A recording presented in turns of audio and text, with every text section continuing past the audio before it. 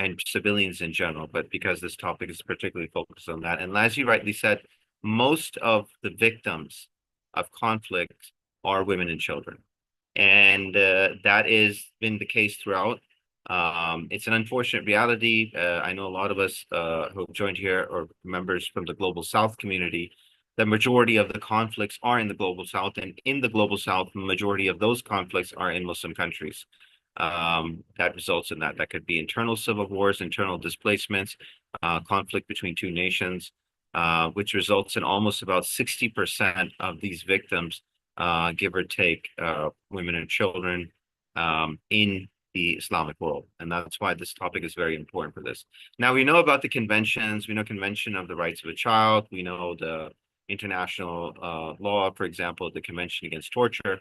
These are actual conventions that are codified law that play a role. And then state parties are responsible. Of course, the members of the state parties, that, for example, the fighting forces, they'll be held responsible as per what the country is bound by. But what do international organizations have to cater to in these case scenarios? Aside from the treaties, which is something that some of the previous speakers have hinted to, there's something called international customary law.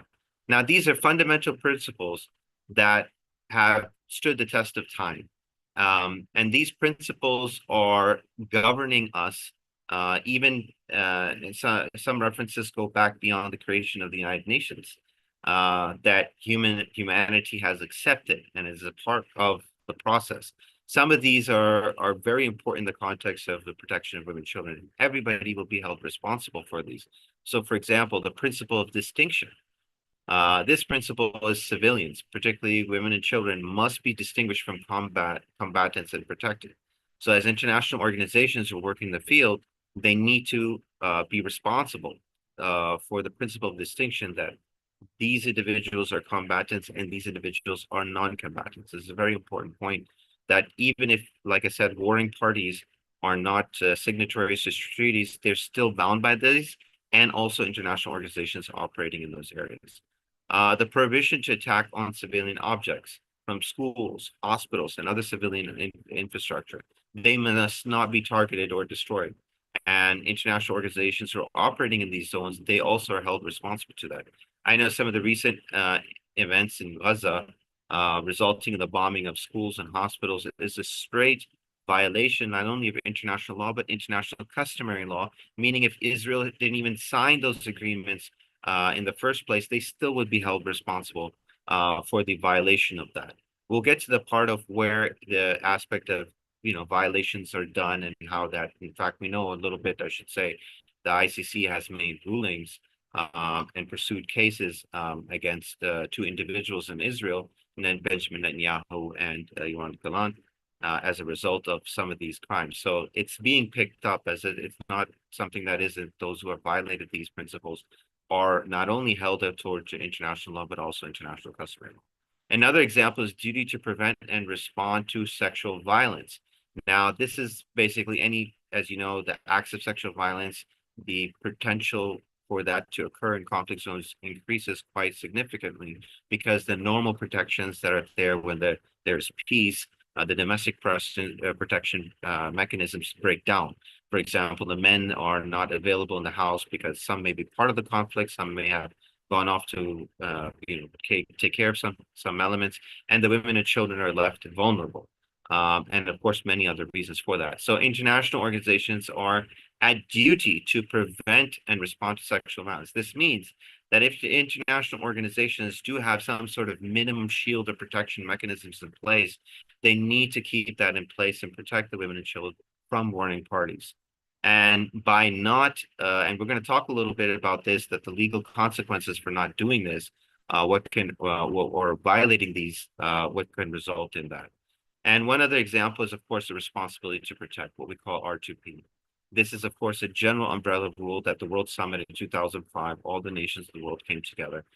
They made a call for this. And there was a, like I said, it's not codified into international treaties, but it is a commitment from the world that the responsibility to protect is a principle of international customary law. So it's a responsibility of international organizations on the ground to protect the civilians from harm. And that's something that when you're operating in those areas, the organizations will be held to account. And we talk about legal liability. What happens if these organizations don't adhere to these international customary laws? Well, there's obviously IHL violations, which are known as international humanitarian law violations. If the organizations fail to prevent or adequately respond to the violations, it may be held to account. And we'll talk about some of those example cases to give you context of that. Human rights violations. So human rights law violations, the organizations that neglect their duty to protect the human rights can also face legal action in international courts. And we'll talk a little bit, like I said, some of those case studies. Domestic court rulings. Now, this is also another thing that a lot of international organizations should be aware of.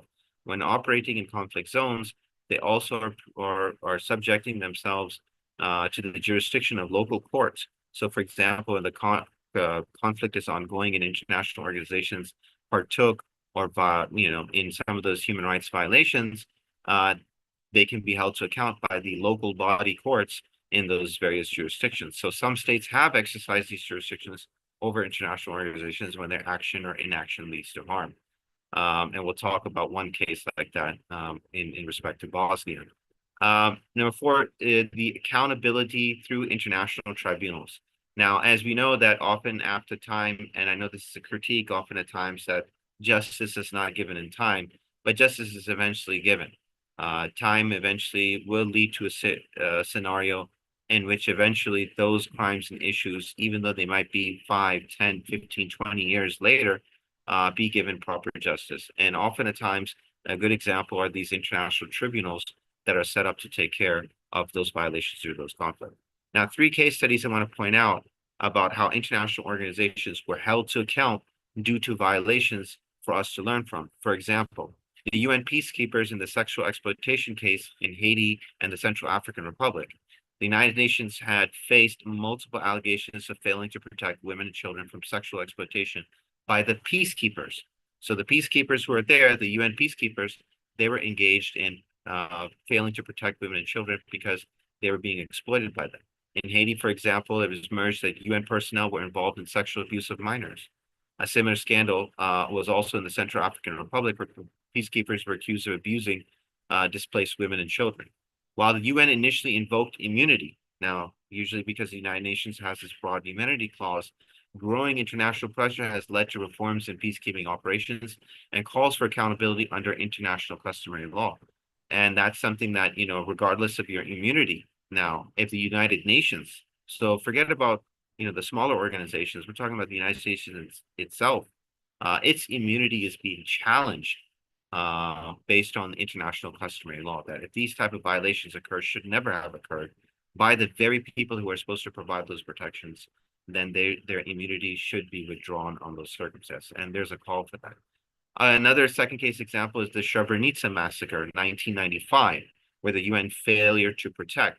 Now, during the Bosnian conflict, there were numerous scenarios, but the Srebrenica massacre was the most infamous scenario, which basically the UN had declared Srebrenica a safe zone. However, when the Bosnian Serb forces attacked, the Dutch UN peacekeepers failed to intervene, which led to the massacre of 8,000 Bosnian men and boys. In 2019, the Dutch Supreme Court ruled that the Netherlands bore partial liability for the deaths, setting a precedent for holding international organizations and their host countries accountable under customary law. So now the Dutch court in 2019 held them accountable, partial liability for withdrawing. Even though they were part of the UN force, the Dutch government, in which those Dutch peacekeepers eventually were members of because they were on UN tour duty, they have to actually face that liability as a result of that. So this goes to show us how domestic courts have also played a role in targeting international organizations who are not doing their part. Third and last case would be the Oxfam scandal in Haiti in 2010 earthquake. This is a non-UN organization. Oxfam is a very famous international organization, INGO. They were caught implicated in a scandal involving sexual exploitation of local women and minors by their aid workers. Although Oxfam is not a state actor, Oxfam faced severe reputational damage and legal scrutiny under human rights law. This case demonstrated that non-state entities engaged in humanitarian work could also be held to account for international customary law protections. And hence, these cases illustrate to us that international customary law is something that is on the ground, expected of international organizations that they will be held legally liable. Even the clause of immunity is now being challenged for the UN based on these experiences. So this is something that we have to look at. The second issue that I wanted to speak about, and I'll go through this much more briefly, is the ethical responsibility of organizations to leverage culture, religion, and native values in protecting women and children in conflict zones. Now, all we know that wherever operational wise international organizations are in conflict zones, there is religious sentiments, their cultural values, their native normative values there. The ethical engagement with these local traditions often enhances the work and the capacity building and the deliverables. For example, if an international organization is trying to deliver aid to help women and children in a particular area, utilizing local religious leaders to help assist in that example would then further enhance the impact of their work. It becomes ethical responsibility for them to engage in that sort of activity. And that's actually important. So these are things that, for example, traditional conflict resolution mechanisms is another aspect. So, for example, we have jirgas in South Asia, or the Gaka courts in Rwanda. They can be adapted to address gender-based violence and child protection issues. Issues that, often at times, if you go in as an organization trying to bring some external model, may not be able to fit or function as well. Religious institutions as guardians of rights, religious texts and teachings often, be they in Islamic or Christian or wherever the context may involve, they often teach about safeguarding and the sanctity of the protection of women and children. Utilizing and leveraging those teachings are actually very important in collaborating with faith leaders to be able to create that. Religious spaces like mosques, church, and temples are often utilized as shelters of safe spaces. We know that throughout the example of human history, where often in conflicts, these places, the churches, the mosques, there are places where both warring parties have sometimes a little bit of respect, and that these places can be places of shelter to provide aid to women and children. Indigenous practices for child welfare and women protection are very important. So, for example, indigenous communities have protection kinship structures, mechanisms. So you have an abandoned child, right, trying to locate a family member that the child would be more comfortable with, the family would be able to take care of, an uncle or an aunt. For example, this is what was going on in Syria with all these Syrian orphans. They were trying to locate distant family members, a cousin or something, and that created targeted interventions to help assist those women and children in those case scenarios.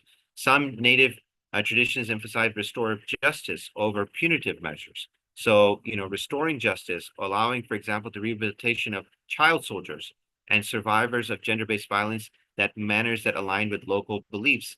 So, for example, instead of being re-traumatized or, by the very same society, we need to be able to look at what are those mechanisms to reintegrate those people back into those local communities. And child soldiers is a big thing. These children who go and are forced into combat and then are taken out of that combat had a very tough time trying to reintegrate into the community. So leveraging those local contacts is extremely important. I'm just getting to the last part. I think just we'll get to the post aspect to it. Ethical considerations for international organizations, which is very important. Avoid you reinforcing harmful practices, engage local voices, respect autonomy and self-determination, and prevent instrumentalization of religion and culture. Now, some case studies, just to give you an example, the role of Islamic scholars in countering Boko Haram's gender-based violence. In Nigeria, the imams were used and fatwas were given condemning the group's use of forced marriages and child soldiers. This assisted in combating some of those issues that popped up as a result of that. Yes, I'm almost done, just very briefly. For example, the use of traditional justice system in post-Rwanda. Was always the Gaka courts were very helpful in for addressing the crimes against women and children.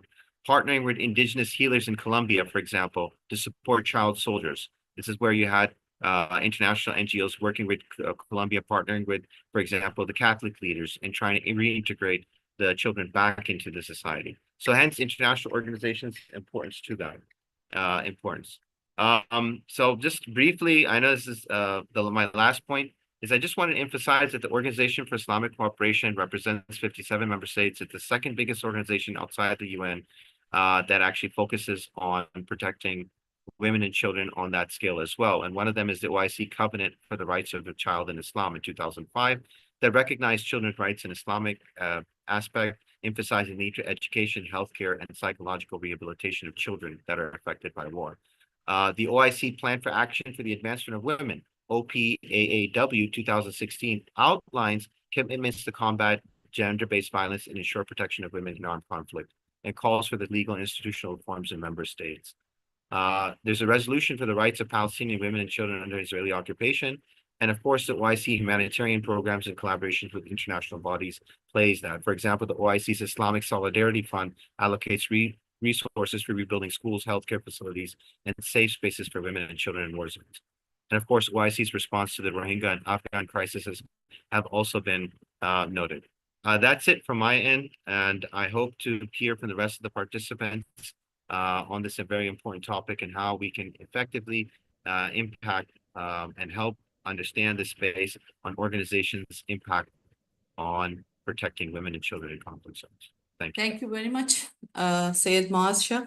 And you shared your experience and some important case studies with us. And we are really delightful and we're very thankful to you. Now, my next speaker is Dr. Zuhair Al-Harazin from Gaza. He's living in Gaza. And Dr. Mohammed Zuhair Al-Harazin درجة دكتورة في فلسفة العلوم الإدارية والمالية مسار إدارة الأعمال. He is a PhD in philosophy of administrative and financial sciences, business administration, and he is an assistant professor in Gaza University, and he has worked for numerous international and local organizations concerned with the rights of women, children, and marginalized groups, and the most affected conflict zones he worked in. Now, we are really happy to have you here today, Dr. Mohammed Zuhair Al-Harazin. أهلا وسهلا يا أخي كريم. السلام عليكم Dr. Mohammed Zuhair. اسمع كلامي؟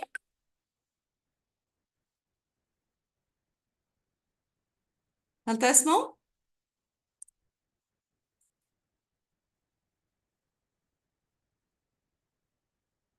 كيف حالك يا أخي كريم؟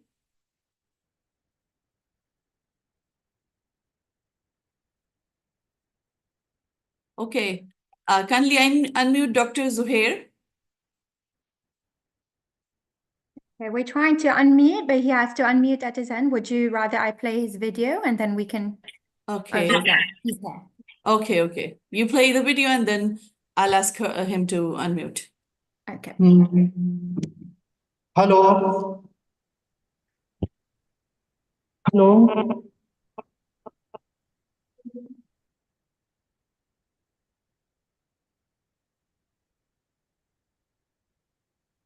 أسعد الله أوقاتكم. السيدات والسادة أعضاء المؤتمر الكرام، أسعد الله أوقاتكم. إنه لمن دواعي سروري أن أتحدث إليكم اليوم ناقلا لحجم المأساة والمعاناة التي خلفتها الحرب على قطاع غزة، وذلك من قلب مدينة غزة، وخصوصا فئتي النساء والأطفال. فمنذ بداية الحرب في 7 أكتوبر لعام 2023 عمد الاحتلال استهداف كل ما هو فلسطيني بغض النظر عن التصنيفات الإنسانية، سواء كان ذلك من خلال القصف المباشر أو التهجير القسري والمجازر الجماعية واستهداف مناحي الحياة اليومية للفلسطينيين.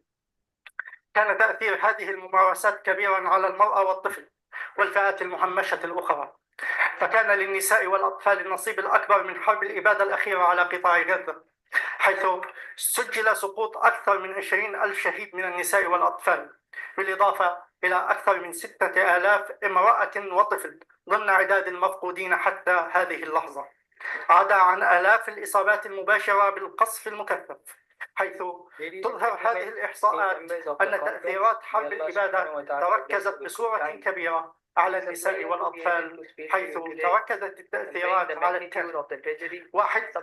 استهداف البنى والهياكل المجتمعية من خلال إفراز عدد كبير من النساء الأرامل واليتامى، وهذا فرض على النساء والأطفال أدوارا اجتماعية جديدة في إعالة الأسرة والأبناء وحمايتهم وتوفير الطعام والغذاء لهم في ظل عدم توفرهما، عدا عن الأعمال الشاقة الواقعة على كاهلهم والتي لا تتناسب مع طبيعة أجسادهم الأنثوية والطفولية وبنيتها. ففي ظل انعدام جميع مقومات الحياة مثل تقطيع الأخشاب لإعداد الطعام أو الوقوف في طوابير طويلة لنقل المياه، بالإضافة إلى المخاطرة العالية بحياتهم لتوفير لقمة العيش. 2.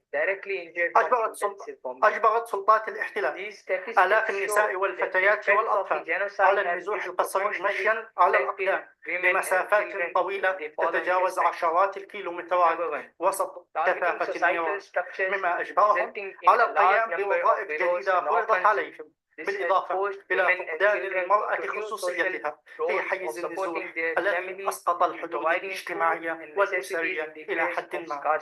3. وضع النساء والأطفال وسط حالة كبيرة من الضغط في عدة مواضيع، مثل بقاء المرأة في الحجاب طوال الوقت أو التقليل قدر المستطاع من مأكلهم ومشربهم تفاديا لاستخدام المراحيض والوقوف في صفوف الانتظار أمام أعين الغرباء. 4. عدم توفر المستلزمات الصحية الخاصة بالمرأة مثل الفوط الصحية، الأمر الذي دفع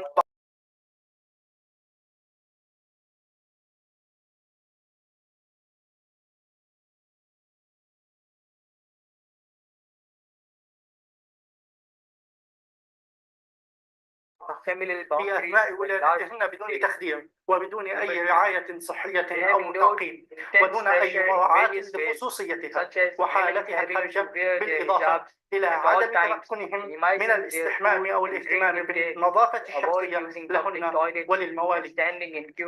أما عن دور المؤسسات في دعم النساء والأطفال أثناء الحرب والأزمات الإنسانية، في ظل هذه الظروف تواصل المنظمات الدولية المعنية بحماية الطفل والمرأة ومنظمات حقوق المرأة والطفل عملها وتقدم شريان الحياة ولو بالقليل، وضمن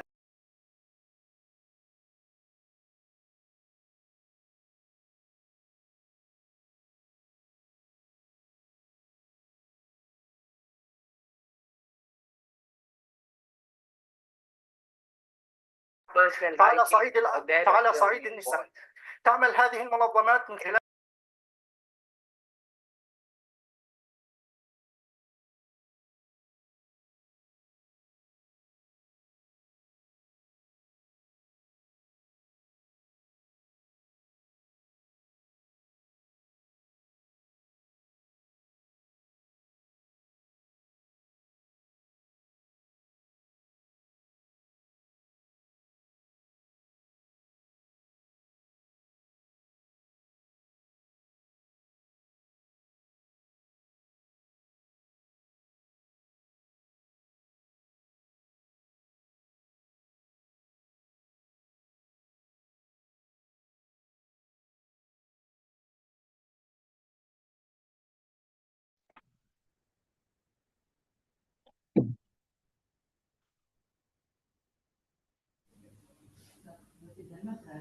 Ladies and gentlemen, esteemed members of the conference, may Allah subhanahu wa ta'ala bless you with good time.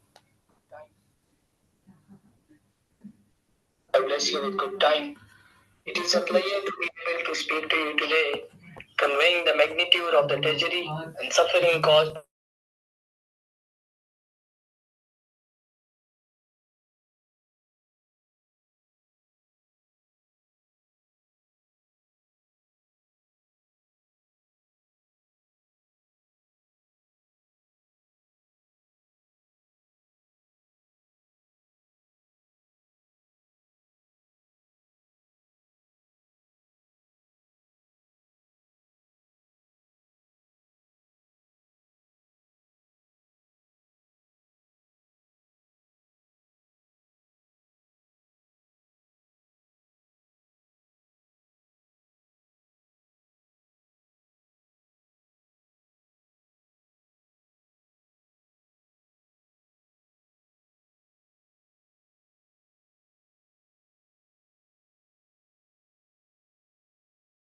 following aspects. Number one, targeting societal structures resulting in a large number of widows and orphans. This has forced women and children into new social roles of supporting their families and providing food and necessities in the face of scarcity. Furthermore, they are subjected to hard labor that is not suited to their physical or psychological capacities, such as cutting wood for cooking or standing in long lines for water, not to mention the high risks to their lives to secure a livelihood. Number two, the authorities of occupation have forced thousands of women, girls, and children to undergo compulsory displacement, walking long distances of tens of kilometers amidst heavy fire. This has forced them to assume new roles in addition to women losing their personal space and privacy during displacement, where social and familial boundaries were largely erased. Number three, they have endured intense pressure in various ways, such as women having to wear their hijabs at all times, minimizing their food and drink intake to avoid using public toilets and standing in queues in front of the eyes of strangers.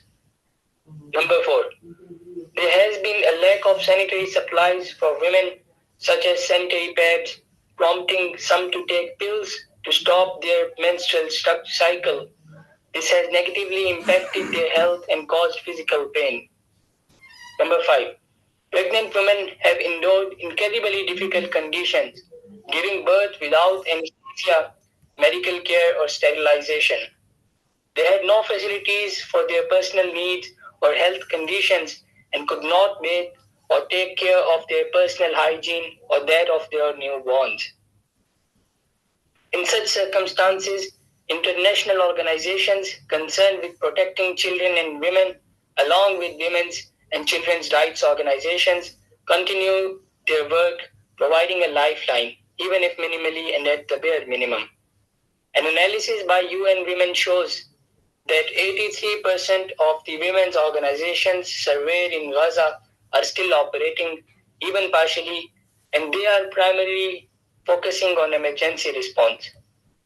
These organizations provide humanitarian aid, including psychological support, legal advice, financial assistance, women's sanitary kits, and sharing stories of women's experience.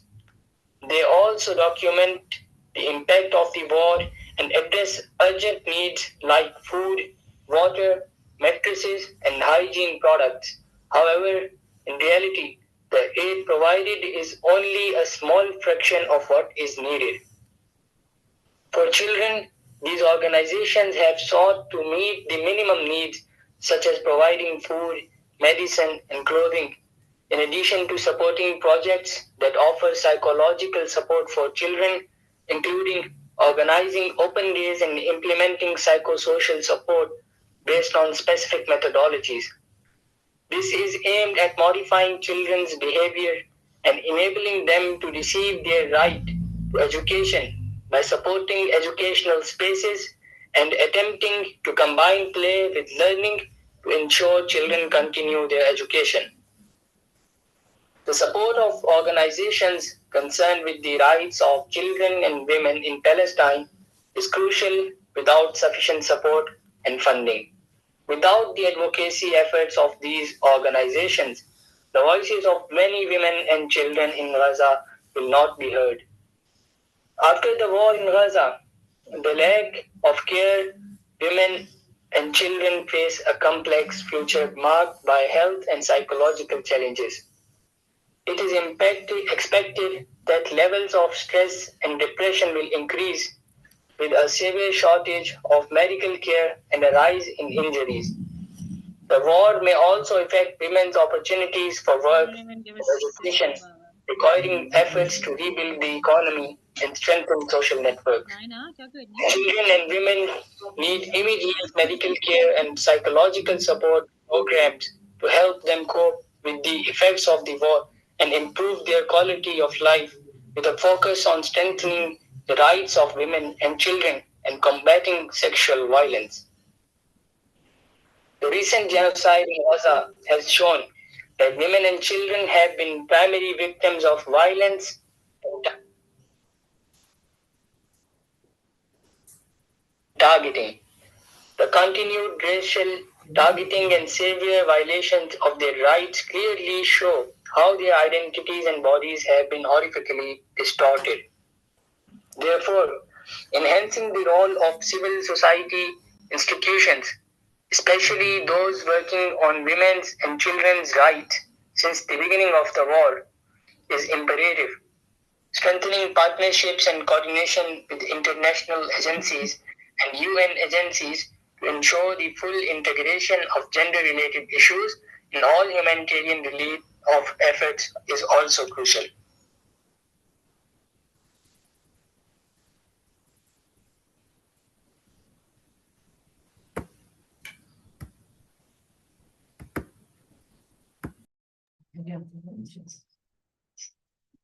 Assalamu alaikum. Hello. We can hear you, Rumaita. Okay. Thank you very much. This was the translation of the speech delivered by Dr. Zuhair Al-Harazin in Arabic, and this was the voiceover done by Dr. Faryal Ambreen. And now I would like to call upon Ms. Dua again. We had some glitches and some internet issues then in playing her video with the supported voiceover. We will play it again. Kindly, Aisha, play the video.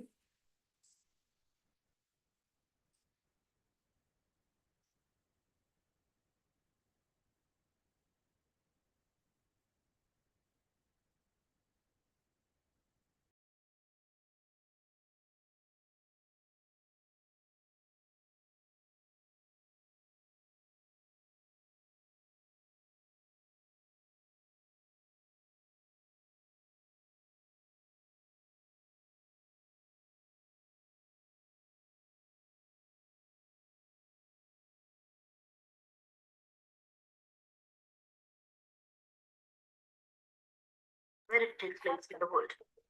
But despite its cruelty and brutality, it doesn't last long, because in the end, the fate of everyone living on the land during any conflict, with or without war, is death.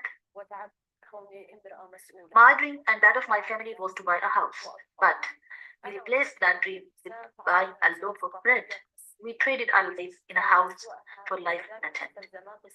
Oh God, how does life look inside? I suffered a lot and got tired being a woman and a mother responsible for a family and children.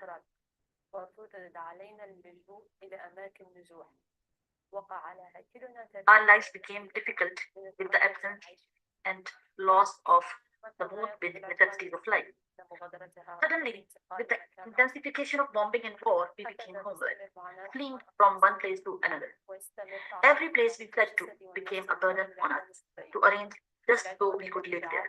But soon, the Israeli army asked us to leave and to another place. We moved from living a dignified life to living on humanitarian aid. There are many details that I and many women suffered from during the war. The most cruel was the absence of personal hygiene necessities and the lack of privacy. I lived in a shared tent with my husband's family. We were forced to do so to share the burden of providing for our daily needs. Everything was expensive. Thus, the suffering of Palestinian women continues as they are exposed to psychological and physical violence at the hands of the aggression. The aggression has caused them to lose their identity and live a life similar to that of a slave. Palestinian women are now living under oppressive conditions, living in an occupied country. They have no choice but to endure patience, perseverance, and endurance, which has exceeded their capacity and energy, causing them to suffer a great deal of pain and suffering, imposed on them by the lack of adequate health and psychological care. Palestinian women faced a great deal of suffering in finding health centers due to the difficulty of moving from one place to another and the lack of security and safety. People, they hindered their ability to feel secure about their health and that of their children, and the lack of services led to the loss of their life and the lives of their children. But there is hope. Organizations supporting women's rights are working tirelessly with Gaza civil society to provide vital psychological support, rehabilitation, and protection from violence. These efforts are a beacon of light in the darkness. Let's come together to support these resilient women. Your help can bring hope, healing, and dignity to those who need it more.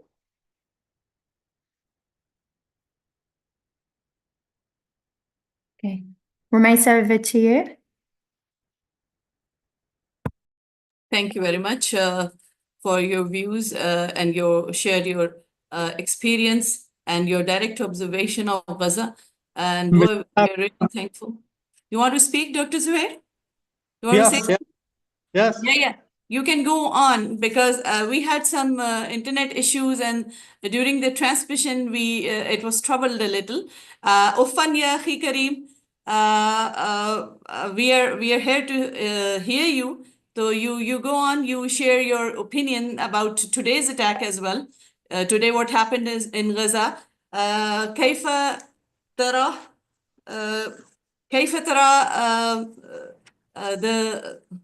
كيف ترى العدوان غير المبرر الذي من الجيش الاحتلال الإسرائيلي? How do you see the totally unprovoked attack from the Israeli armed forces on civilians in Gaza? Good evening for everyone. I am very happy to be with you now to convey to you the magnitude of the tragedy experienced by the people of the Gaza Strip due to the Israeli war, especially women and children, as they are the most affected groups by the war. I thank you for your efforts in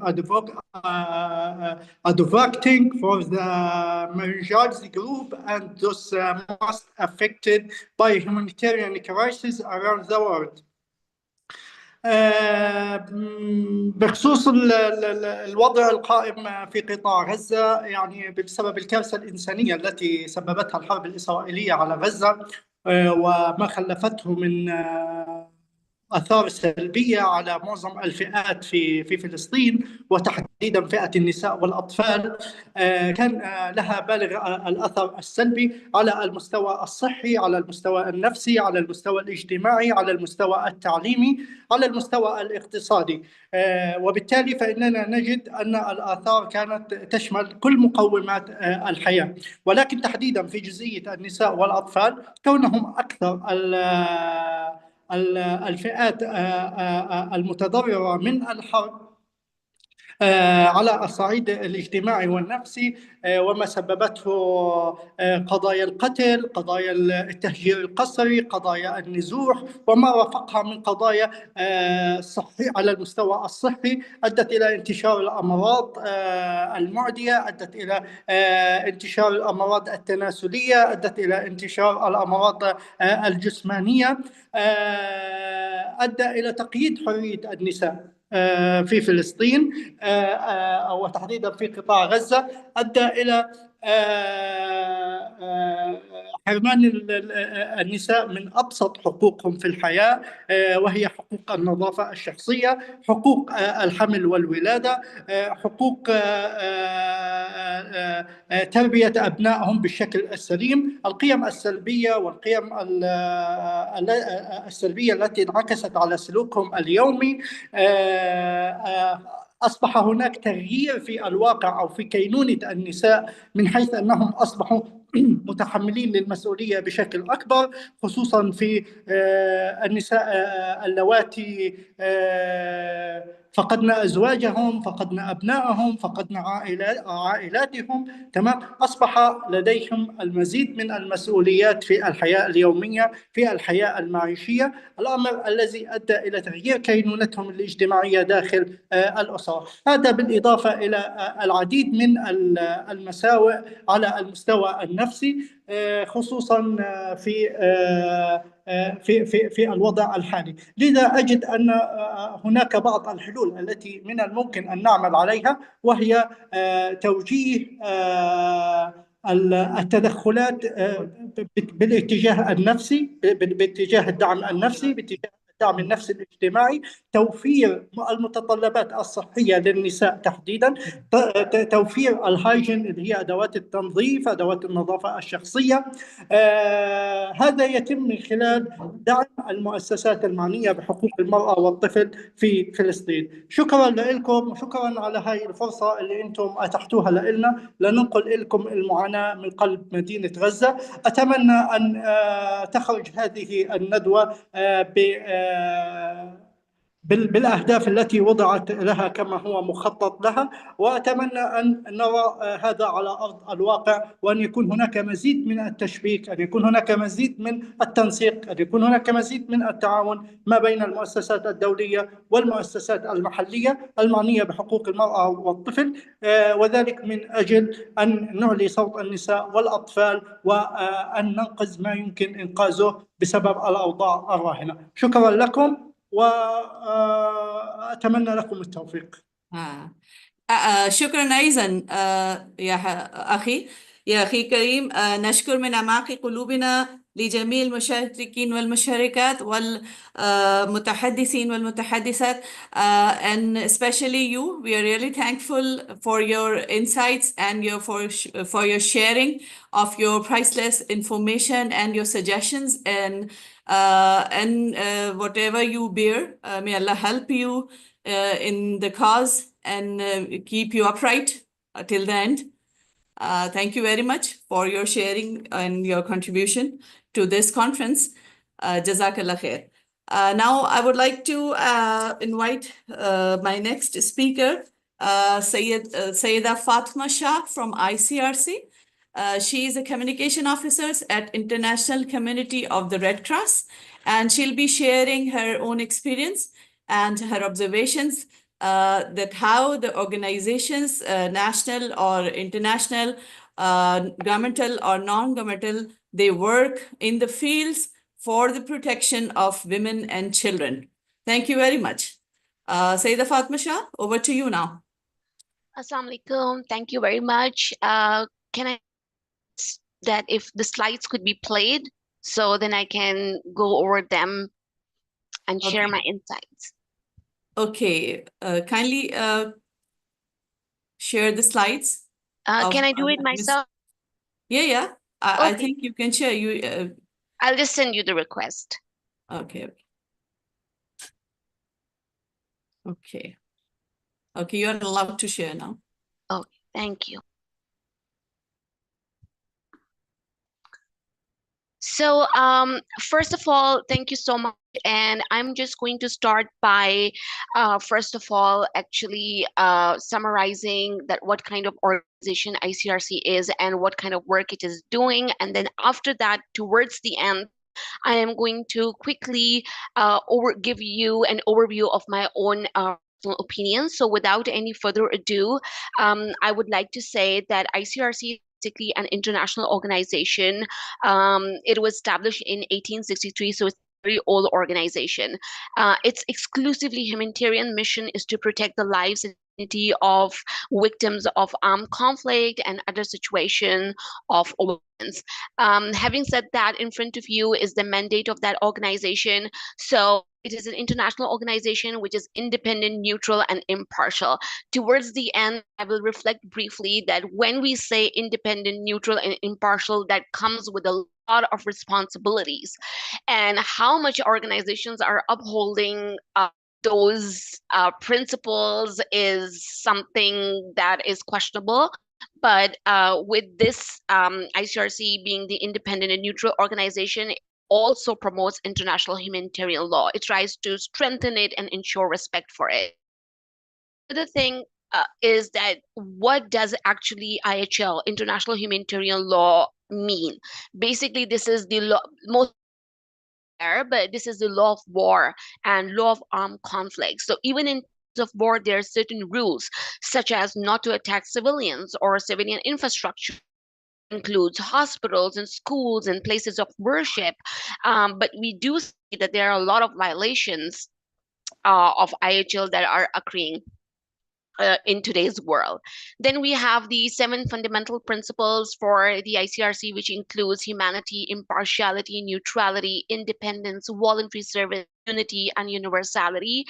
ICRC firmly upholds these principles and bases support on them. Now that we have briefly touched on that, what kind of organization ICRC glance through few of the department it operates in. Its work is not limited to these alone, but given the time constraint, I would just like to skim through them. We have already spoken about IHL, that it's the International Humanitarian. Such, ICRC is working closely with policy parliamentarians, judiciary, and civil society to promote and to strengthen it, and to ensure that, like, even in war, there are rules that must be followed. Women, children are not to be targeted. They are not the target. And even the men who are not carrying weapons and who are not participating in the war are not the target. But we see a lot of violations of IHL, and ICRC is working with the, it's trying to advocate for that, why it should be, the IHL should be integrated in the domestic laws. Moving forward, we have the healthcare intervention. So we know that whenever there are wars or humanitarian crises, health emergencies do occur. And as such, ICRC provides healthcare to the victims. It also offers, it tries to build capacity, for example, in weapon wounded war surgery, mass casualty response, in addition to providing medicines, consumable infrastructure support. It attends to of women and children because ICRC and all the other humanitarian organizations are accountable to affected population that necessitates the most vulnerable and the most susceptible. But how much are they successful is really complicated in the current dynamics that we are living in this world. We physical rehabilitation programs. So in times of conflicts and wars, we are all aware that losing limbs and being disabled is a big possibility. And ICRC tries to provide access to the artificial limbs, physiotherapy, supportive devices. Along with that, it also tries to promote microeconomic initiatives and vocational trainings and capacity building.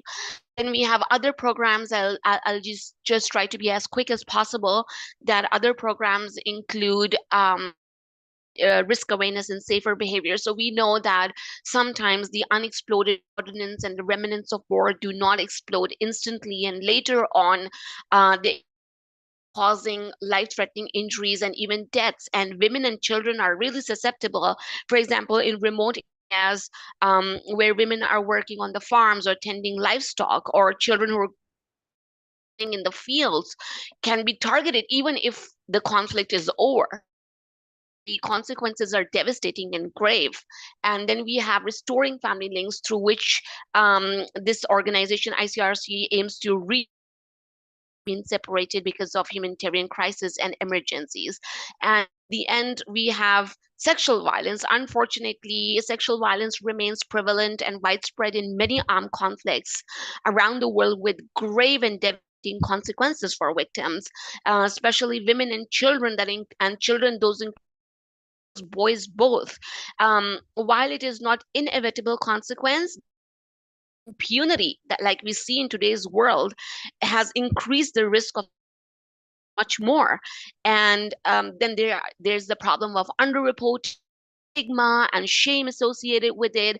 So ICRC tries to address this in a multidisciplinary and holistic manner by keeping the victims at the center of it, by providing medical care or mental health support or economic health or community protection. It is also pertinent and imperative to mention that prohibited under the international humanitarian law, and ICRC mandates is mandated to promote it, but it still is one of the grave realities of the world that we live. We have access to education and economic security, very self-explanatory, and mental health and psychosocial support. You this very brief overview of the organization, because there's much more thought and work that goes into it. I would like to end up with my some of personal opinions that unless and until, whether local, international, whoever they are, unless we are accountable to affected population, and especially the most vulnerable, invisible, susceptible, which includes women and children, which are often hard to reach in certain cases, because in certain scenarios, the most visible community members are the one that the organization is communicating with.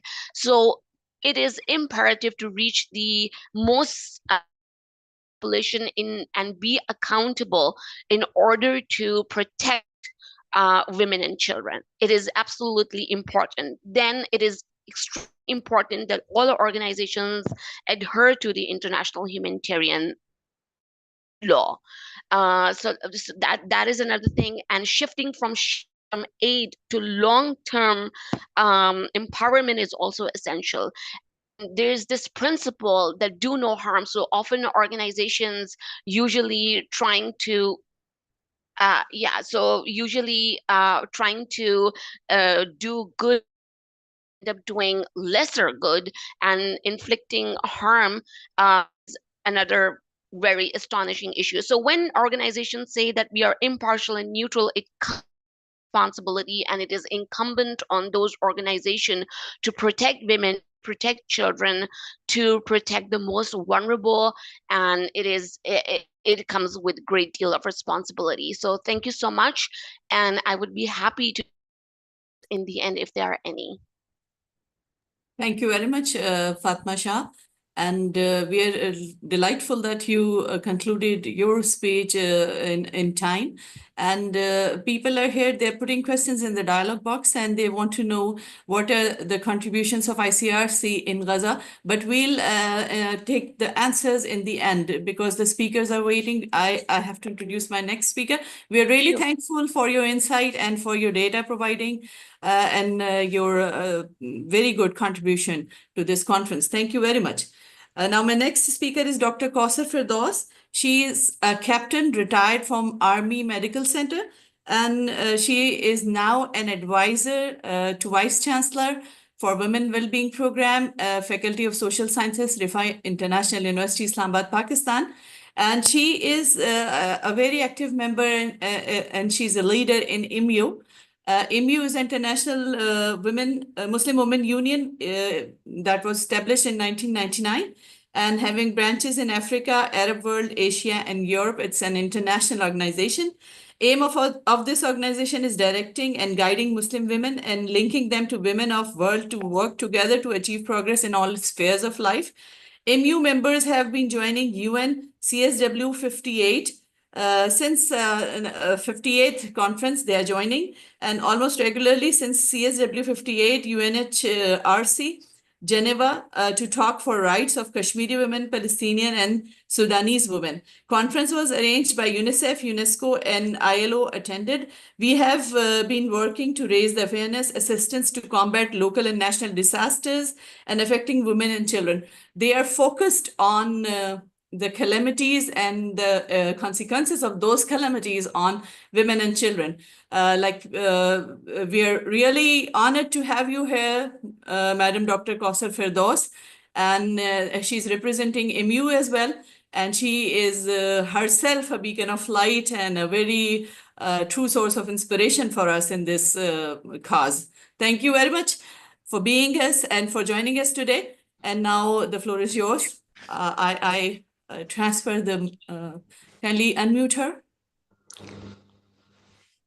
We'll listen to her views and her work. What do you want to share? Thanks a lot. Can I I can share my screen, I will, and I will start talking.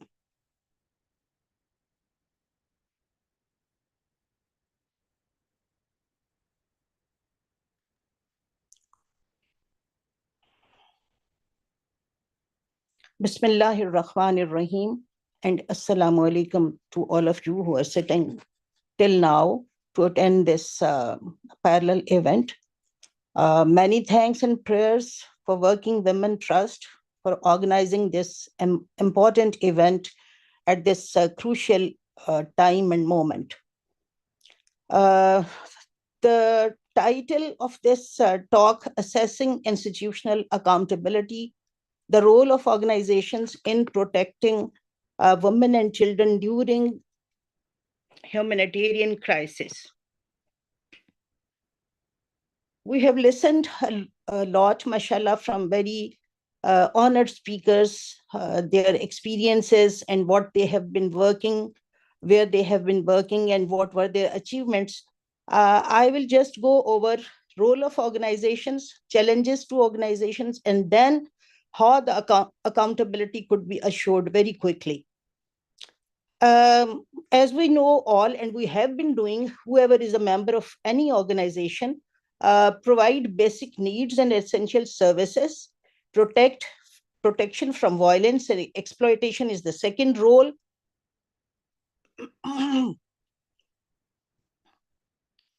It takes a little time to change my slide. Oh.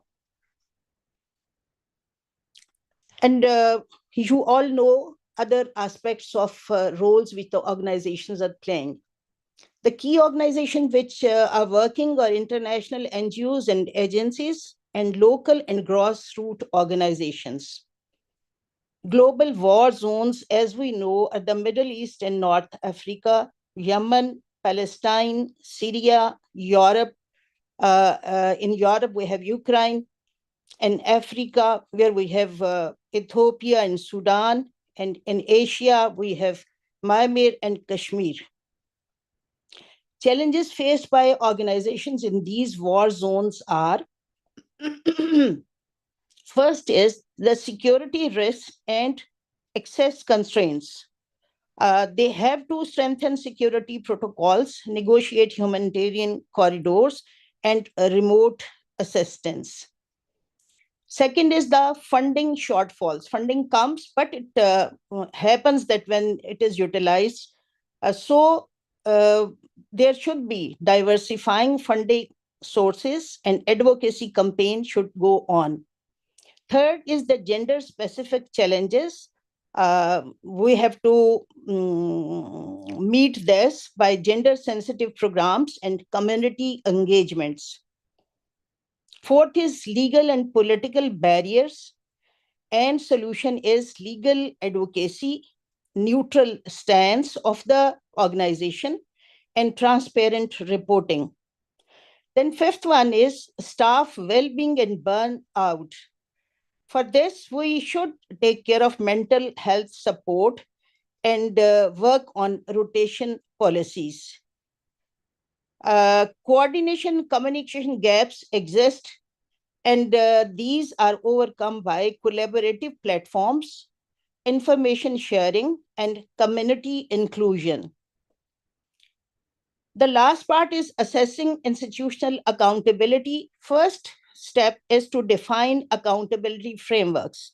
What is to be assessed and what framework is to be used. Second is evaluate governance and leadership. There must be some board oversight, decision-making, transparency.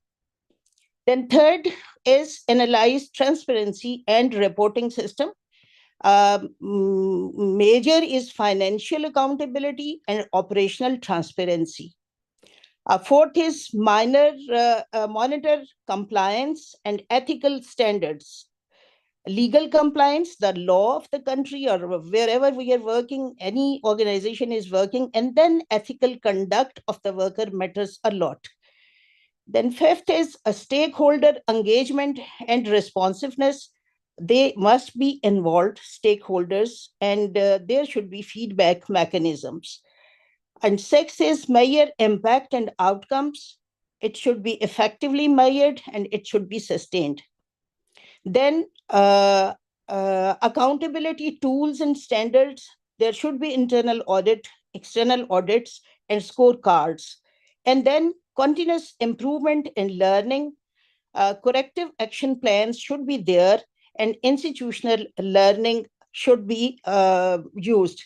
For all the steps, we should design indicators to measure these, and then we can work in a better way to mitigate the disaster and sufferings of women and children. Thank you.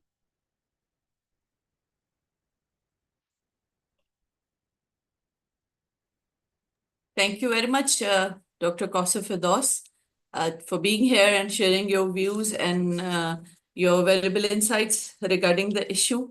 And now I would like to introduce my next speaker, Mr. Naveed Beg. He's a technopreneur and social activist, and he's CEO of Al Khidmat Karachi, and he'll be sharing his views on the issue of protecting women and children during a humanitarian crisis. Can you listen to me? Can you hear me? Absolutely, I can. Okay, Definitely. thank you. Now it's Yeah. over to you. Yeah. We are here to. So I hope you're able to hear my voice as well. Yeah, So, very well. Auzu billahi minash shaitanir rajim. Bismillahir rahmanir rahim. Thank you very much for presenting this opportunity and being hearing about the topic from across the world. I believe people have been,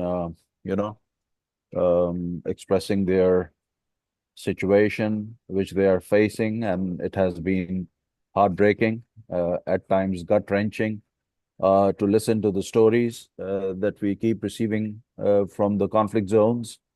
And it's very difficult to, stay in a balanced frame of mind after going through all that.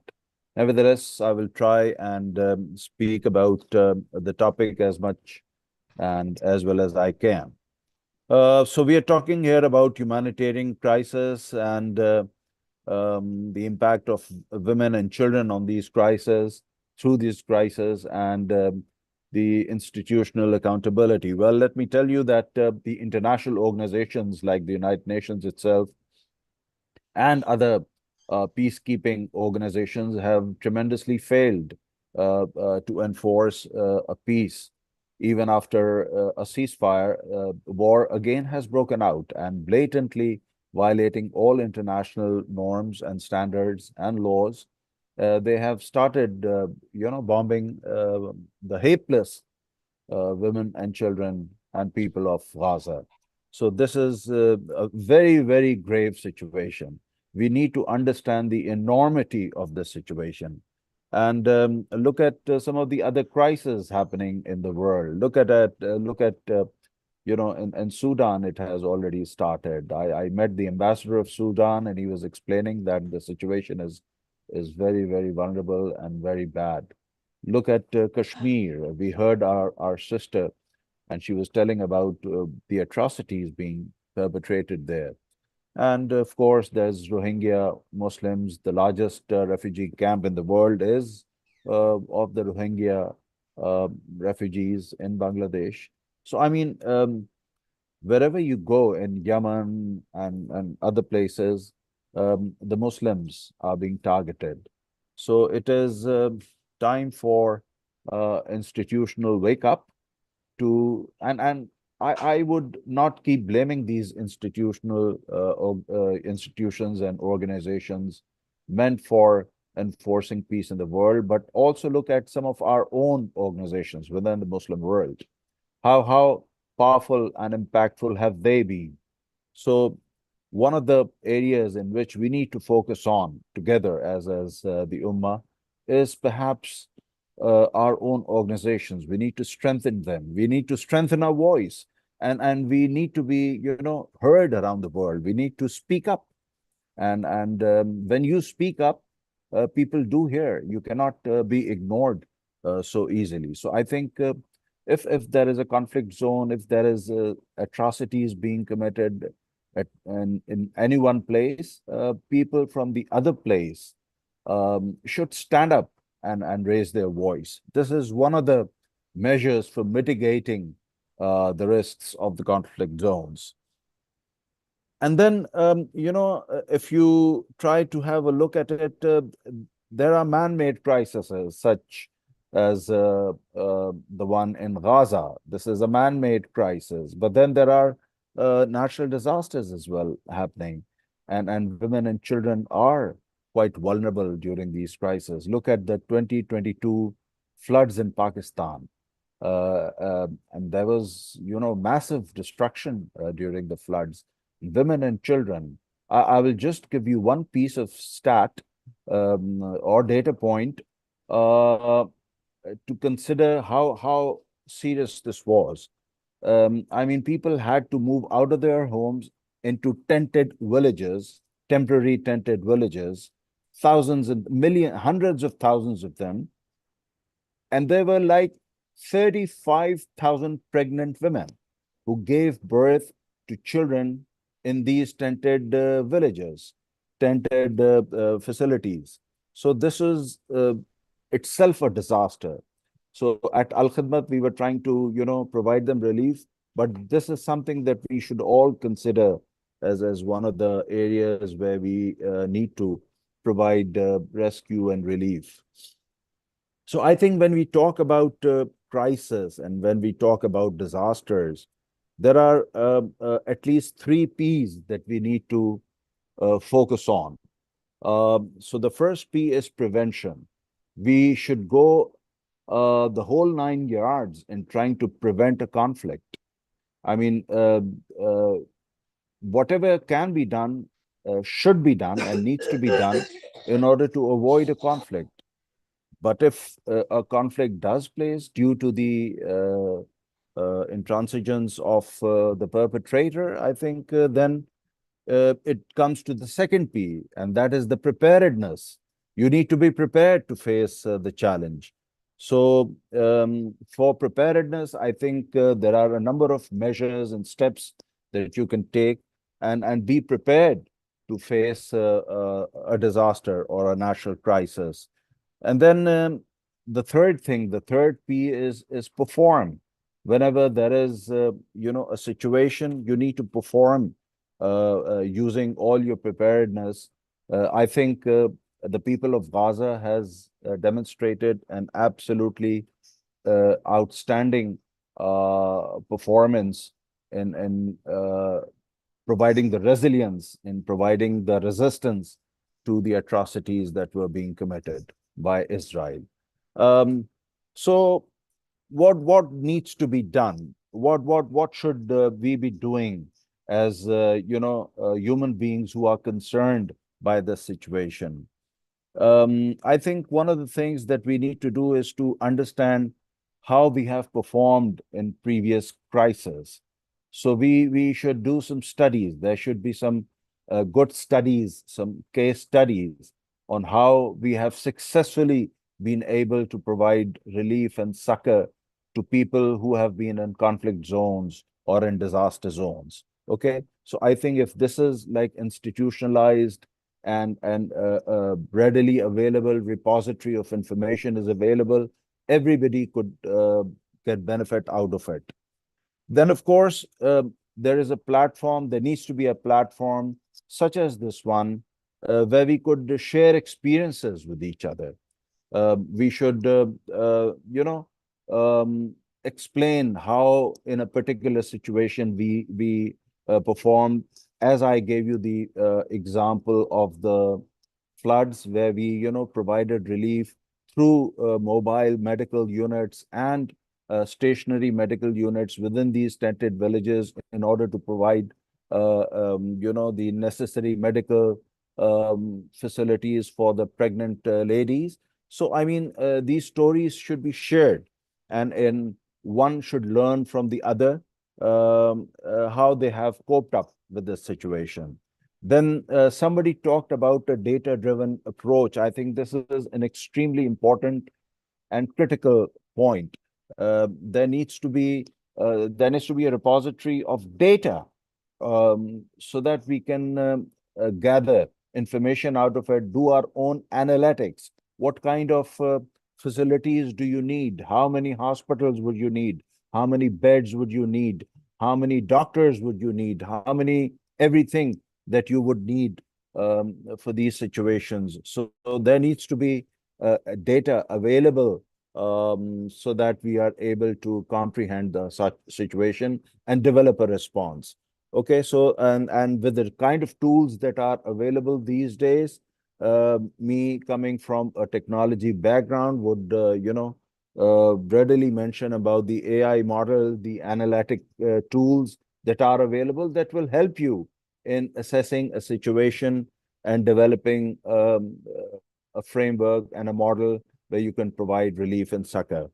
The next item on the agenda should be for collaboration. You can't do everything alone. You need to collaborate.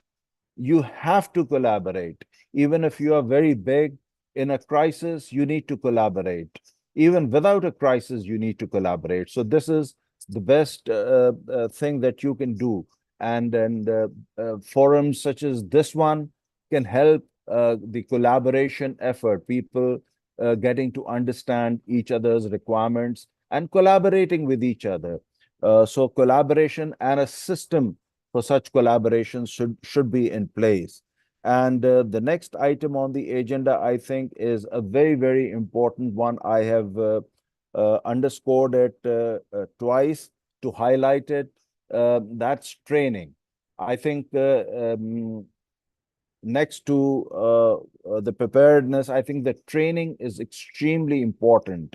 If you are well trained to face a disaster, there should be no problem. If you are ill prepared, it will be a crisis. It will definitely be a tragedy, and you will not be able to provide relief, rescue people out of it, provide them relief. Okay, so the training helps you overcome these challenges. So, and lastly, I think last but not the least, I think being Muslims, we should strengthen our iman through sabr and taqwa. This is the spirit with which we will need to work in order to, and I would take a lead from the beautiful role that the Ghazans have played. Look at the faces, two of them were presenting to us. Look at their faces. They were beaming with iman. They were beaming with sabr.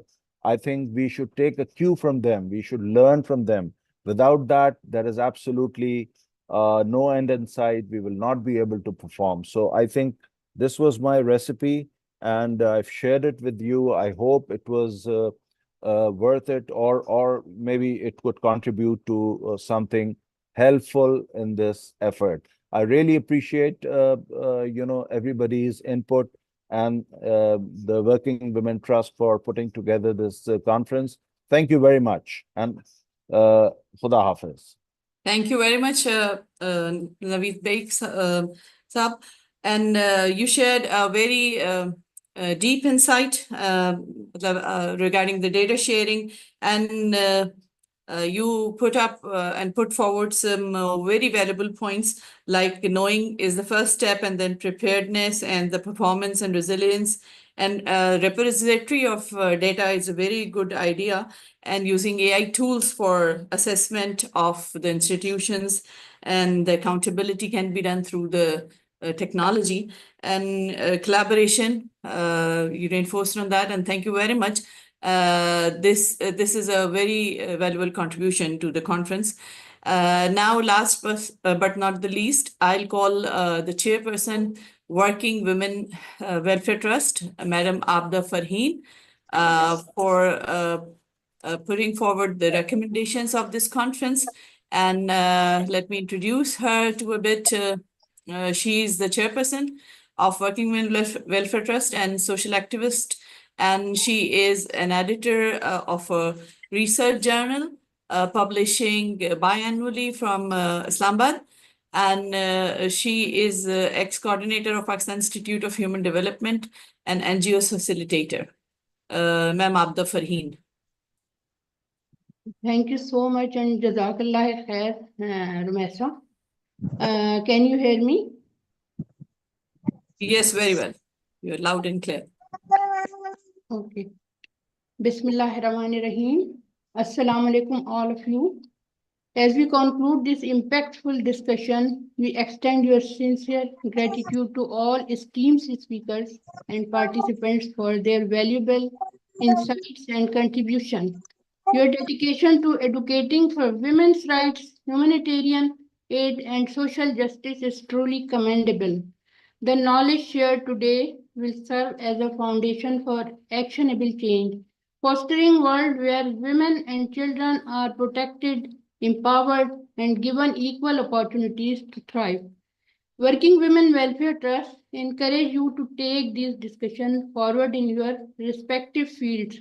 Continue supporting collaborative efforts and be a voice for the voiceless.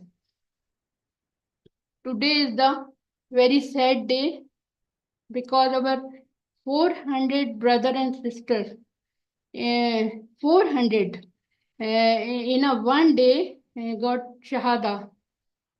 May Allah bless them. Now we are going to quickly and shortly our recommendations, also suggestions from this webinar. Women and children must be safeguarded from all forms of violence, exploitation, and abuse, including sexual violence, trafficking, and forced recruitment. All parties in conflict must uphold the Geneva Convention, ensuring that civilians, especially women and children, are never targeted. Next, humanitarian access. Establishing safe corridors is essential to facilitate unhindered humanitarian aid, including access to food, water, shelter, and medical assistance. Dedicated safe zones must be created for displaced women and children, ensuring protection from military threats. Organizations must prioritize educational and vocational programs to empower women affected by crises. Strengthening skills building initiatives will ensure long-term resilience and independence. Fourth one, policy making and intervention strategies must be informed by qualitative and quantitative data from reliable sources. A structured approach to assessing the impact of humanitarian efforts will enhance their effectiveness. Fifth one, governments, NGOs, and international bodies must develop policies that enhance the rights, rehabilitations, and protections of women and children affected by humanitarian crises. Policies should focus on legal accountability, trauma recovery, and long-term socio-economic support. Collaborative initiatives. Organizations must strengthen partnership and joint initiatives to maximize resources, improve humanitarian response, and build sustainable solutions. There is need for public awareness, empowering to educate communities, stakeholders, and policymakers on the struggle faced by women in humanitarian crisis. Media, advocacy groups, and educational institutions must collaborate to amplify voices and drive action. Thank you once again for your time, commitment, and passion for creating a more just and human world. Jazakallah khair. Thank you very much. We are really delighted to hear your voice. And these recommendations would do a great deal for the victims of violence and especially for women and children suffering from humanitarian crisis around the world. And now I deliver this mic to Ms. Aisha for the formal closing of the session. Thank you very much to all of you. Thank you, Rumaisa. As we wrap up today's webinar, I want to extend my heartfelt gratitude to our esteemed panelists for their invaluable insights and expertise. Your voices have shed light on the crucial role organizations play and need to play in protecting and empowering women and children during humanitarian crises. A special thank you to our wonderful moderator, Rumaisa, our chairperson, Abda Farheen, and the team at Working Women Welfare Trust, our technical support team for making today's webinar possible, and to all of you, our engaged audience, for your participation, thoughtful questions, and commitment to this cause. While our time today comes to an end, our collective efforts must continue. We encourage you to take the insights shared today and translate them into action, whether through advocacy, collaboration, or simply spreading awareness. If you have any lingering questions or would like to stay connected, please feel free to reach out via email at www.trust@yahoo.com, www.trust@yahoo.com. I would like to conclude the event with the dua. سبحانك اللهم وبحمدك أشهد أن لا إله إلا أنت أستغفرك وأتوب إليك.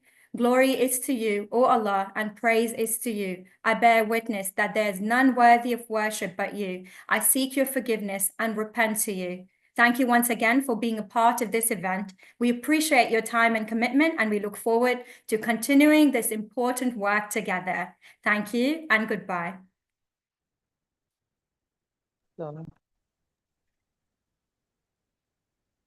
Lafis, thank you.